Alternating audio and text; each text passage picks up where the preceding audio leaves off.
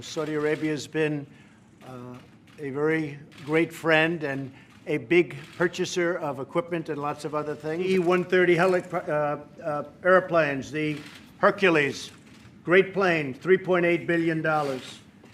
The Bradley vehicles, that's the tanks, $1.2 billion. And the P-8 Poseidons, $1.4 billion. The British royal family has an estimated net worth of $88 billion. But still, that monarchy is far from being the richest royal family in the world. That distinction goes to the House of Saud, the ruling royal family of Saudi Arabia. Comprising a total of about 15,000 family members, the House of Saud is estimated to be worth an astonishing $1.4 trillion. That's nearly 16 times the net worth of the British royal family. Much like their British counterparts, the members of the Saudi royal family are notoriously private about their fortune.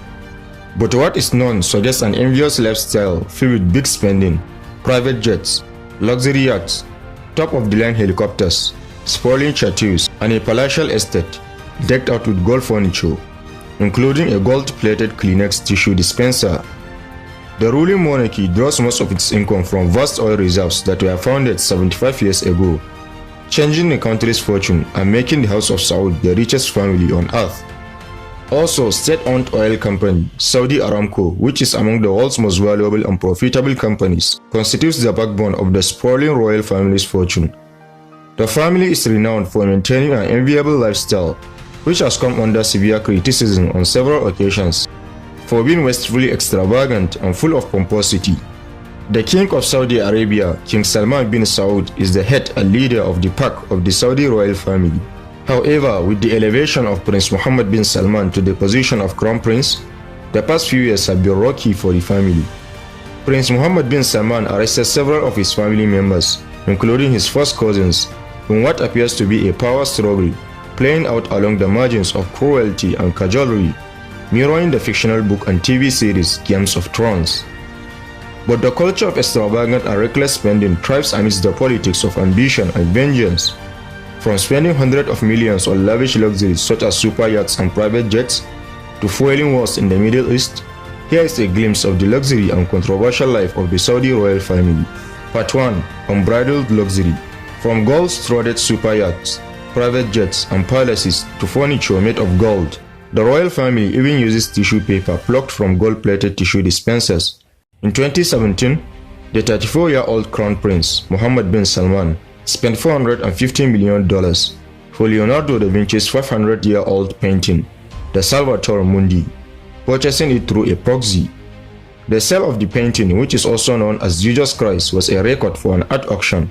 Also, the prince paid over $300 million for the world's most expensive home, the Chateau Louis XIV, located in France.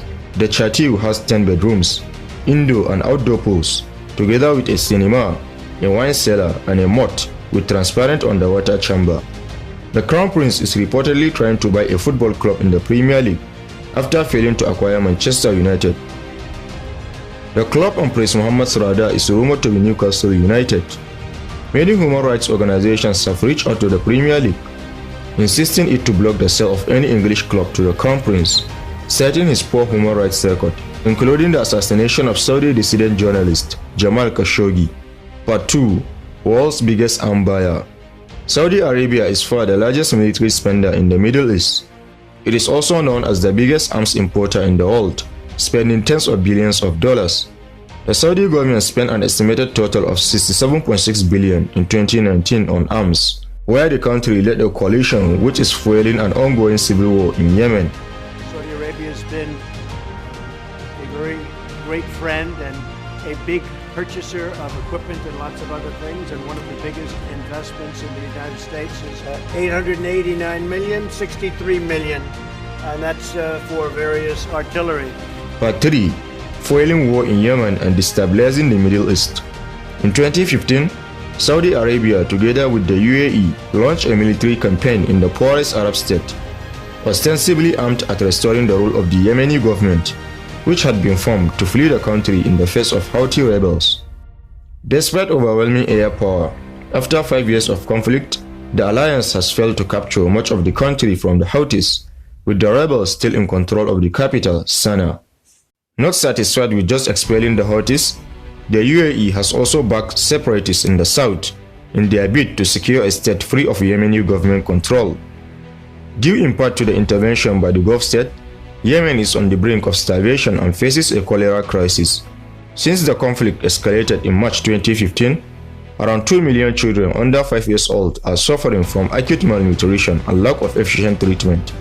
Over 100,000 people have been killed in the civil war in Yemen, including civilians killed by Saudi airstrikes.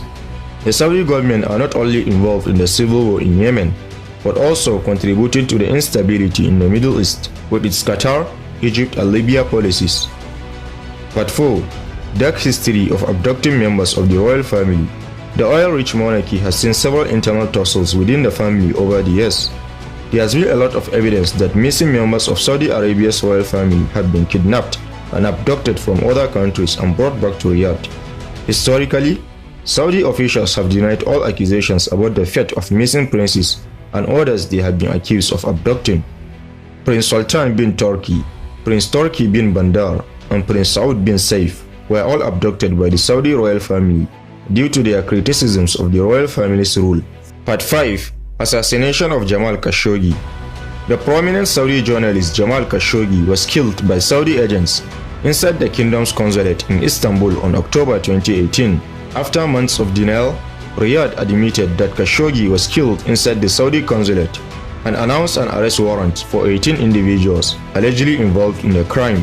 However, a report by Human Rights Watch (HRW) states that the statements made by Saudi authorities appear to be designed to insulate Crown Prince Mohammed bin Salman from further scrutiny over the murder.